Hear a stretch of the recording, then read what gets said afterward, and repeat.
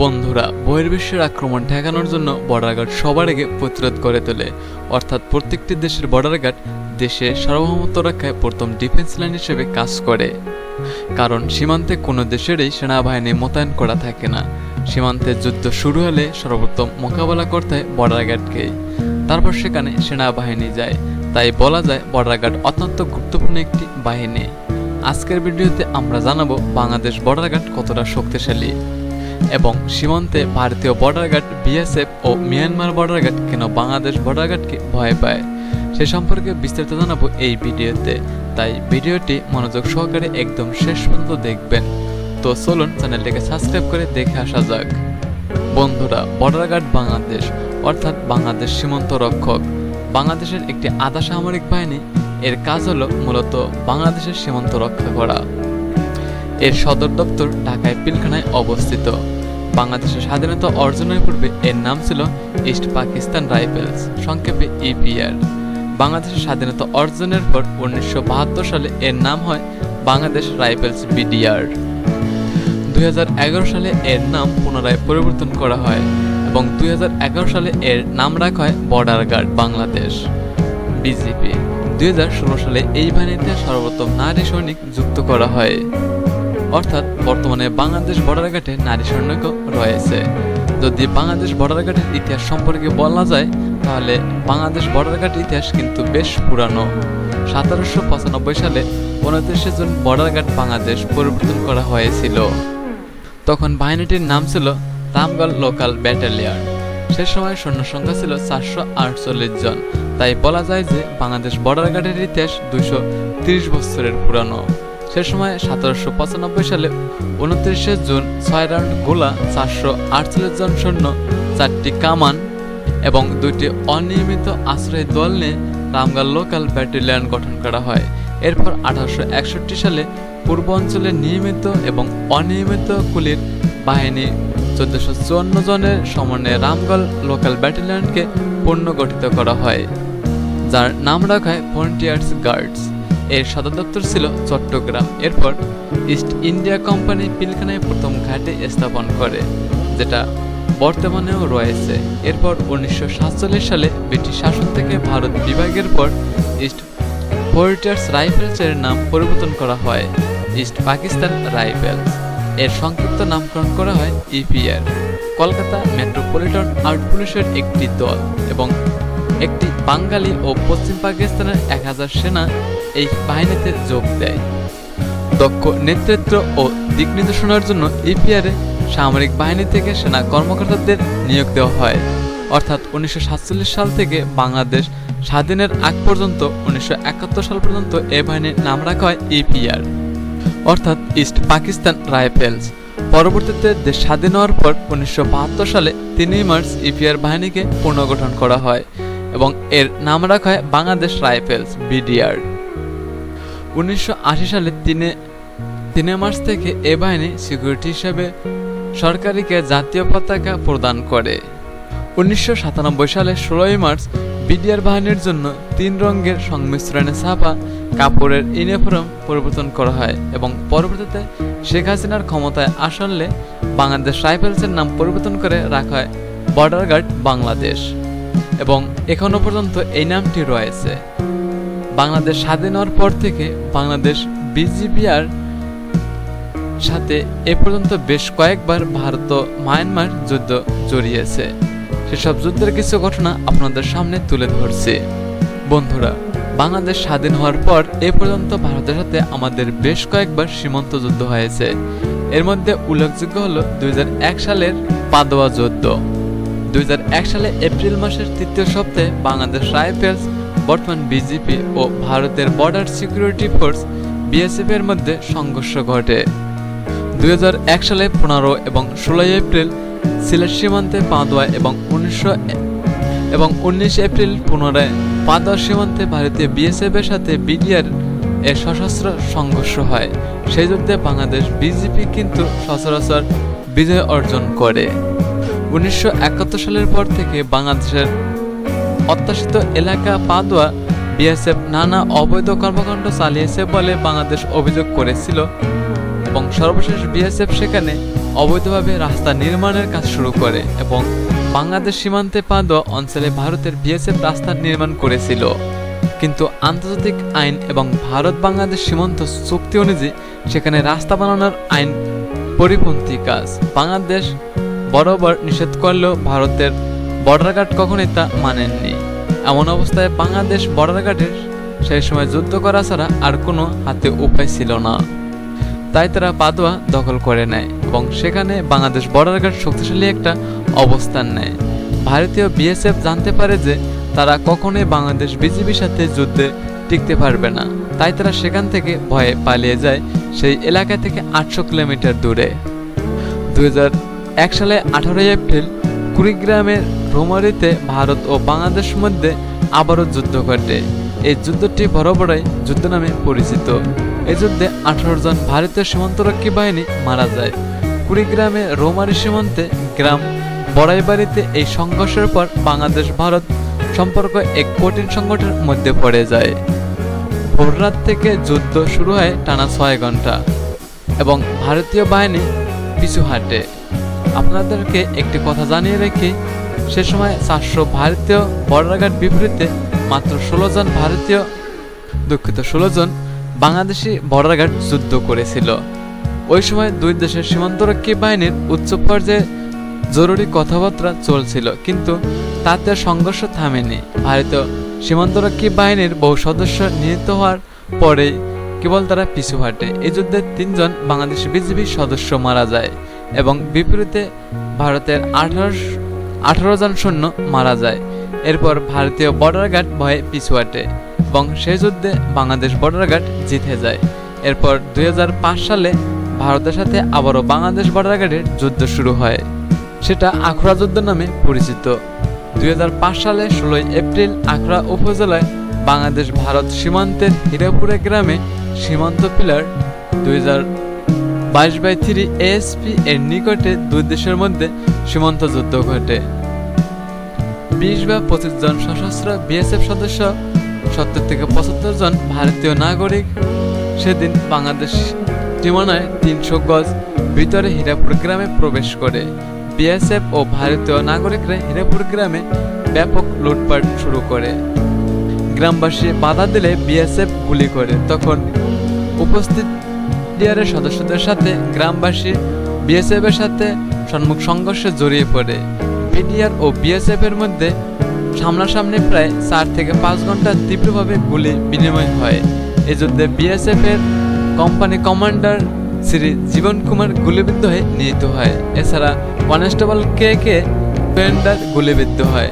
শেষে BSF company commander লাঞ্চও আহত কনস্টেবলকে ফেলে রেখে ভারতের বিএসএফ বাংলাদেশ ছেড়ে পালিয়ে যায়।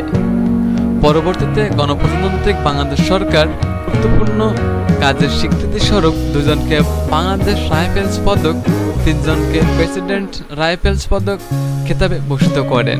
এটি হলো বিডিআর সর্বোচ্চ সম্মান পদক। এছাড়া 8 জনকে ডিজির কমিউনিকেশন মেডেল প্রদান করা হয়। অর্থাৎ এ পর্যন্ত আমাদের ভারতের সাথে 3 বার যুদ্ধ লেগেছে, আর 3 বারেই বাংলাদেশ বর্ডার গার্ড যুদ্ধে জয়লাভ করেছে। কোনোবারই ভারতীয় বর্ডার গার্ড বাংলাদেশের সাথে পারেনি, আর ভবিষ্যতেও কোনো যুদ্ধে ভারত আমাদের সাথে পারবে না। বন্ধুরা, এবার যদি মিয়ানমারের কথা বলি, তাহলে মিয়ানমারকে আরো বড় রকমের শিক্ষা দিয়েছিল আমাদের বর্ডার গার্ড বাহিনী। চলুন সেই ইতিহাসটি জেনে আসি। বন্ধুরা, বাংলাদেশ বর্ডার গার্ড ও মিয়ানমার সীমান্তরক্ষী বাহিনী ও সেনাবাহিনীর সাথে বাংলাদেশের যে যুদ্ধটি হয়েছিল সেটি নাব যুদ্ধ নামে পরিচিত।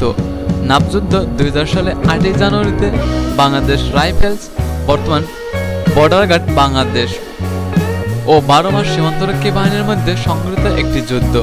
এই যুদ্ধটি 3 দিন স্থায়ী হয়। বাংলাদেশের সীমান্তরক্ষী বাহিনী বাংলাদেশ রাইফেলস 2500 জন সৈনিকের বিপক্ষে মিয়ানমারের তৎকালীন বার্মার 25,000 সৈন্য যুদ্ধ করেছিল। মূল যুদ্ধ শুরু হয়েছিল 2000 সালে 8 জানুয়ারি দুপুর 2:30টার সময়। জিয়াল ফজলুর রহমান সেদিন নিয়মিত সীমান্ত পরিদর্শনের অংশ হিসেবে দিনাজপুরে অবস্থান করেছিলেন।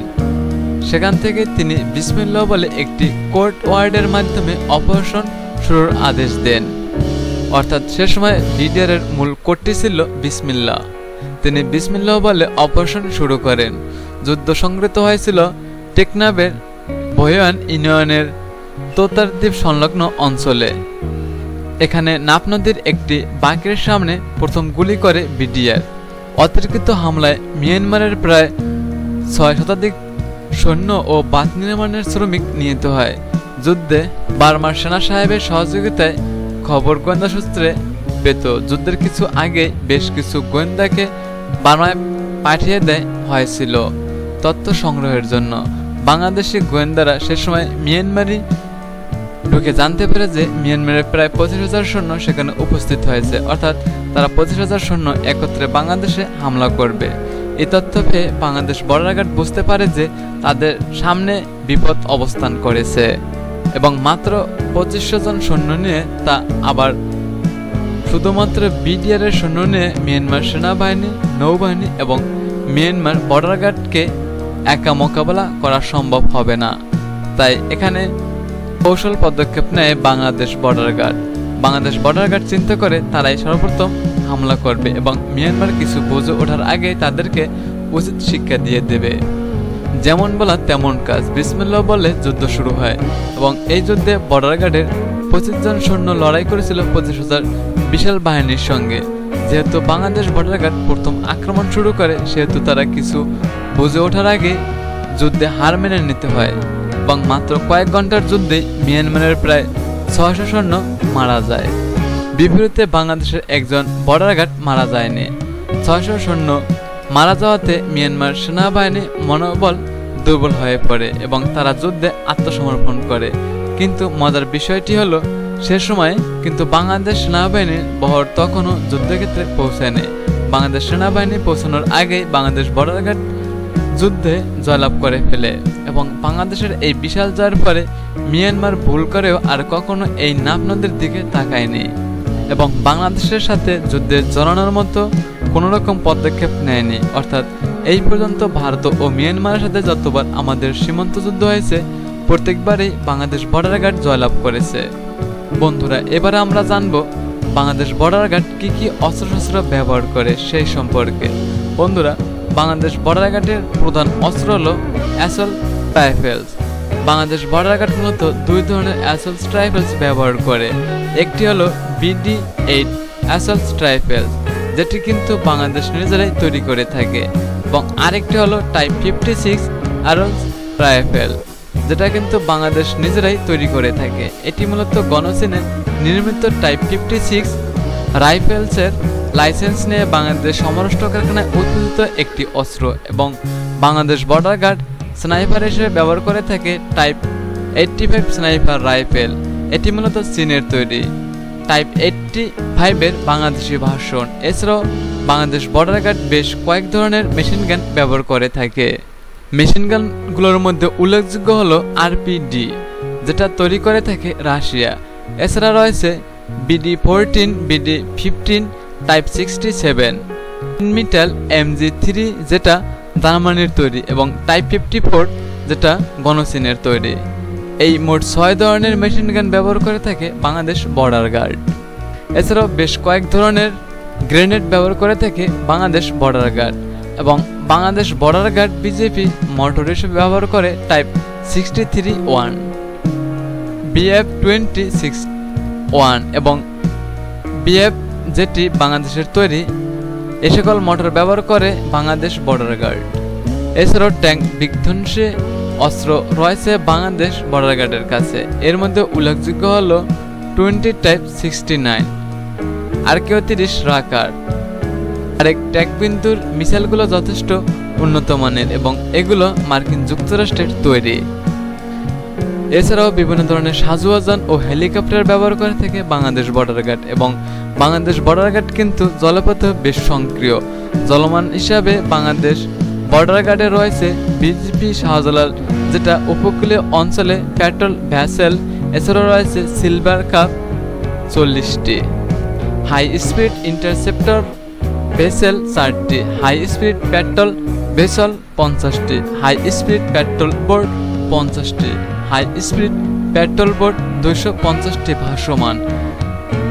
সীমান্ত পারে 2টি এবং পেট্রোল ভেসেলস রয়েছে আরও 300টি। তাই বলা যায় যে জলপথে যথেষ্ট শক্তিশালী বাংলাদেশ বর্ডার গার্ড।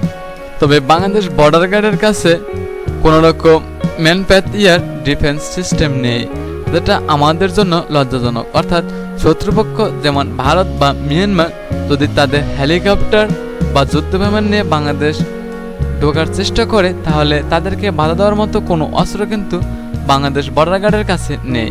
তাই যত দ্রুত সম্ভব বাংলাদেশ বর্ডার গার্ডের কাছে ম্যানুফ্যাকচারিং এয়ার ডিফেন্স দিতে হবে। তাহলে আমরা উভয় পথে শত্রুপক্ষকে ঠেকানোর সক্ষমতা অর্জন করব। বন্ধুরা, আপনারা হয়তো জানেন যে বাংলাদেশ বর্ডার গার্ড প্রায় 4095 কিলোমিটার, যেটা পৃথিবীর মধ্যে অন্যতম বৃহৎ একটি বর্ডার গার্ড। আর এই বর্ডার গার্ডের নিরাপত্তার জন্য বাংলাদেশ দরকার পর্যাপ্ত পরিমাণ বর্ডার গার্ড সদস্য।